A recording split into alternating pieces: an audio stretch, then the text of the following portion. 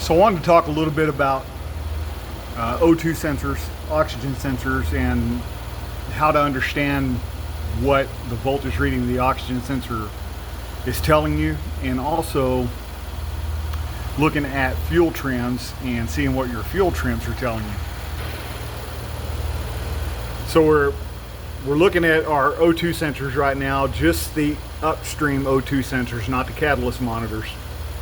We'll do another video on catalyst monitors and what those actually tell you, but you can see what we have on the screen right now is bank 1 sensor 1, bank 2 sensor 1, and we have our long and short-term fuel trims for both banks. So when you're looking at oxygen sensor readings, let's say you have rich codes or maybe even lean codes on a car, what does that mean? Well, rich codes means that something's causing it to run too rich, and the engine control module is going to try to take fuel away, and that's going to be indicated in your fuel trim numbers. Lean codes means it's running too lean, and the ECM will try to adjust and add more fuel to the engine, which would also be indicated in your fuel trim numbers. So let's start with our oxygen sensor readings. 450 millivolts is a stoichiometric ratio, or a stoichiometric indication. Above 450 millivolts is considered rich. Below 450 millivolts is considered lean. Right now you can see that both these oxygen sensors are switching above and below 450 millivolts. That's exactly what you should be. We can actually graph those out. All we have to do is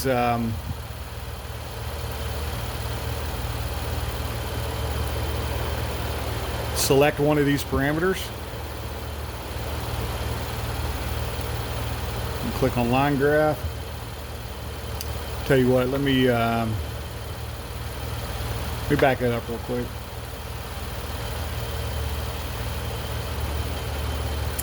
Okay, so we actually are graphing out both of our O2 sensors right now, and you can see them switching above and below 450 millivolts. We don't have any vacuum leaks, any fuel pressure issues, mass airflow sensor issues, anything along the lines in this car yet. We're going to try to set some of those problems and see exactly what happens. So I'm actually going to adjust the parameters on these oxygen sensors a little bit here.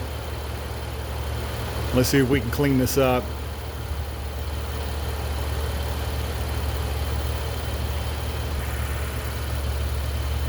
Okay, so I changed the voltage range over here so we can see these a little bit more clearly. You see how they're switching between lean and rich, with 450 millivolts being a stoichiometric reading.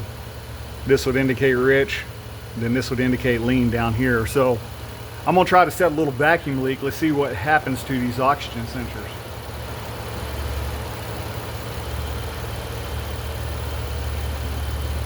Okay, so you can see it right here. They reacted immediately. They're reading about 40 millivolts at the moment. Well, 60 to 70 millivolts. Now look at this. This is interesting. They're starting to switch again. That means that my engine control module on this car is actually trying to compensate for this very small vacuum leak that I just set.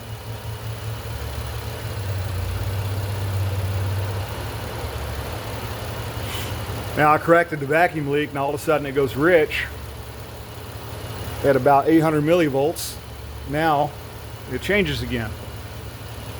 Now the engine control module has control again. It's compensated for it, and we're doing what we're supposed to be doing.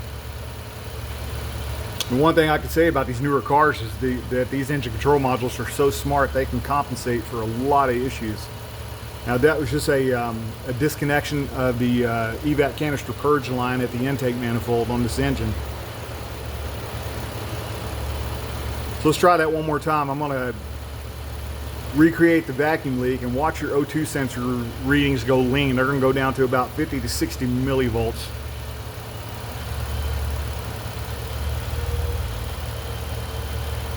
You can see right there, we're lean, and the engine control module is going to catch up with this in just a second, and it's going to compensate for it. And there we go. We have control over it again. So now we're going to correct this vacuum leak and watch it go rich. You're going to see the graph go the other way. It's going to end up way up here.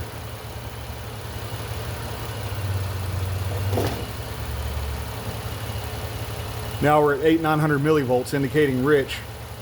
Now the engine control module's trying to compensate at the moment, and there it goes. It just caught up. Now we're switching again.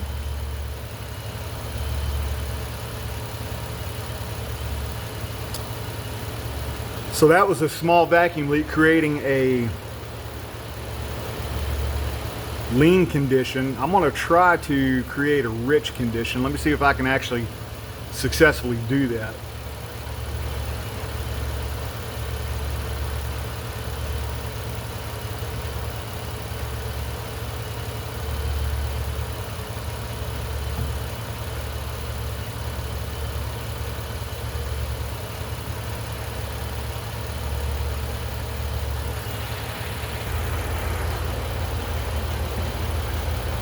So what I did right here is I actually set a misfire, and you can see how the O2 sensors reacted right here.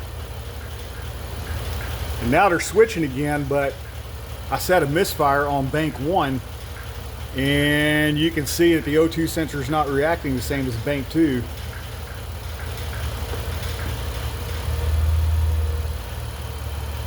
Now I reconnected my ignition coil, cylinder 3 ignition coil that I just disconnected. Now look how bank 1 O2 sensor reacted. It went rich, and now it's starting to catch up and starting to read normal again. Now we're switching. So your O2 sensors will actually tell you a lot. They will give you a lot of information. Now if I go back to my diagnostic data display here, and let's take a look at fuel trends. Give me just a second to find them.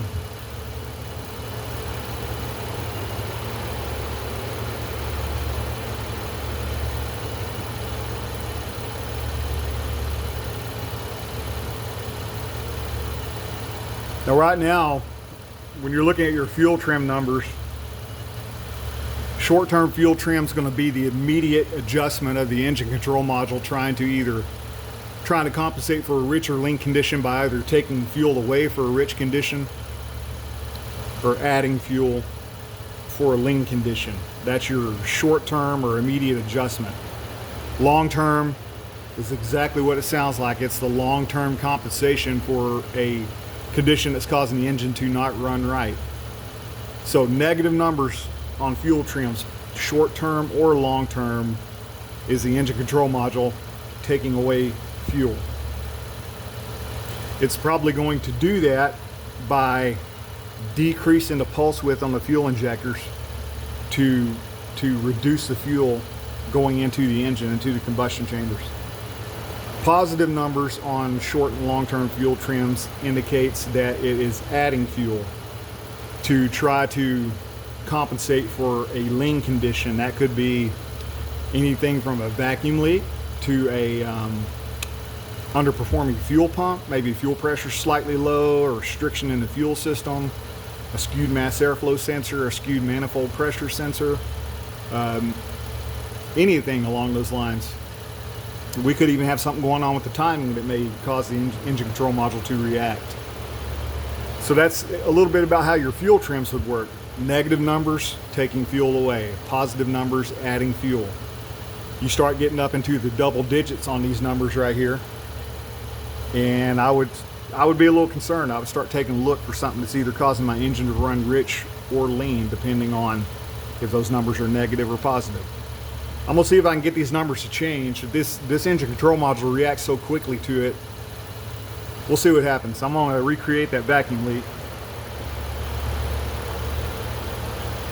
You can see we did go lean. Right here indicated by the O2 sensors at 50 to 60 millivolts. They're gonna start switching again here any second. But you can see that we did go up into the positive numbers on short term, all the way up to +7. So you can see it is adding fuel to compensate for the vacuum leak that I just created. Now over time you'll see the long-term fuel trim adjustment start to change too, to indicate what short-term fuel's doing, adding fuel to the system. And we're not adding a whole lot of fuel because it's a very small vacuum leak. But if I was to take this vehicle out and drive it, those numbers would start to increase. And eventually I would set a P0171 and a P0174, which is going to be lean, both banks. So I'm going to let it run for just a second. We're going to see what it does.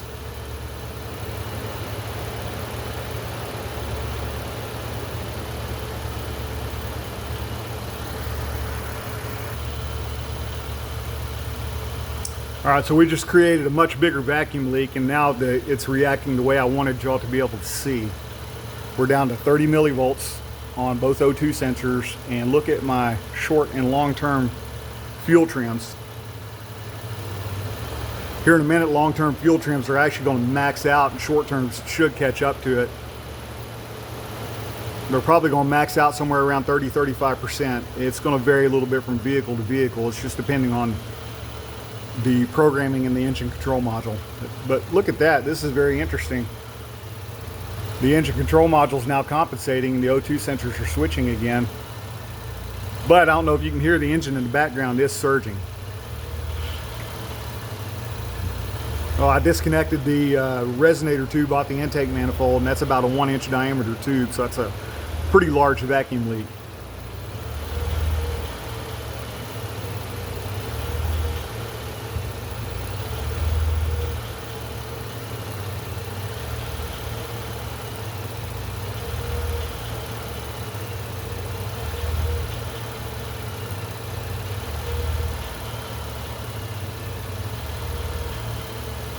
And my O2 sensors are switching from lean to rich. You can see here, lean to rich, lean to rich.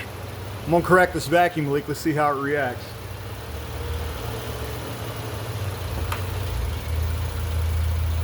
It's gonna momentarily go full rich. Just for a couple of seconds here. And now we're starting to compensate. And the O2, the engine control module has control again. Come back over here and take a look at our fuel trim numbers. Let me lock those in again. And you can see they're back in the negative, so we're taking a little bit of fuel away, but just a moment ago they went positive up to close to 40%. I'm gonna demonstrate that one more time. So both oxygen sensors are reading 10 to 20 millivolts. They're reading lean. The fuel trim numbers are going to start to climb into the positive. You can see short-term fuel trim bank 2 is already at positive 7, or long-term, short-term fuel trim bank 1's catching up. Long terms are starting to react, so you can clearly see that the engine control module is adding fuel to compensate for the vacuum leak. And those long-term fuel trims are actually going to continue to climb, probably very, very close to their limits. And now we can see that the oxygen sensors are starting to switch again. So the ECM's trying to compensate. I got a little bit of a surge, but that's to be expected with a vacuum leak of that size. So just to kind of recap on this, if you're looking at your O2 sensors, let's say you got lean codes, you got a V6 or a V8, lean on both banks. It's going to be P0171 or P01 and P0174. Rich on both banks, it's going to be P0172, P0175. Look at your O2 sensor voltages. 450 millivolts is a stoichiometric reading for your O2 sensors. Above 450 millivolts is a rich indication. Below 450 millivolts is a lean indication. They should be switching above and below 450 millivolts pretty fast on a normally running engine with no vacuum leaks or no rich or lean conditions. Fuel trim numbers, short-term and long-term fuel trims. General rule of thumb should be in the single digits, positive or negative, single digits.